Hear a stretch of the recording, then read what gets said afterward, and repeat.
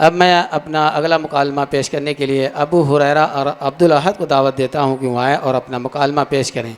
इस अस्सलामु अलैकुम व रहमतुल्लाहि व बरकातुहू मेरे अजीज़। वालेकुम अस्सलाम व रहमतुल्लाहि व बरकातुहू भाईजान। और आप खैरियत से हैं? अल्हम्दुलिल्लाह। मेरे अजीज़, आज अपने मदरसे का सालाना जलसा है और मजमा भी माशाअल्लाह बहुत ज़्यादा है, तो क्यों ना हम लोग इस खुशी के मौके पर कुछ दीनी सवाल करें। क्यों नहीं भाईजान। मेरे अजीज़, ये बताओ, जुमे की नमाज फ़र्ज है या वाजिब या सुन्नत? जुमे की नमाज फर्ज है भाईजान, बल्कि ज़ोहर की नमाज उससे ताकीद ज़्यादा है। मेरे अजीज़, ईद की नमाज फ़र्ज है या वाजिब या सुन्नत? दोनों ईदों की नमाज वाजिब है।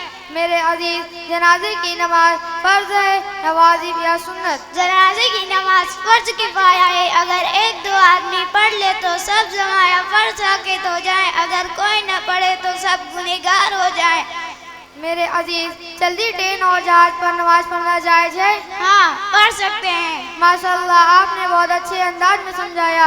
अल्लाह आपको आलिम बाअमल बनाए। अस्सलामु अलैकुम व रहमतुल्लाहि व बरकातुहू। वालेकुम अस्सलाम व रहमतुल्लाहि व बरकातुहू।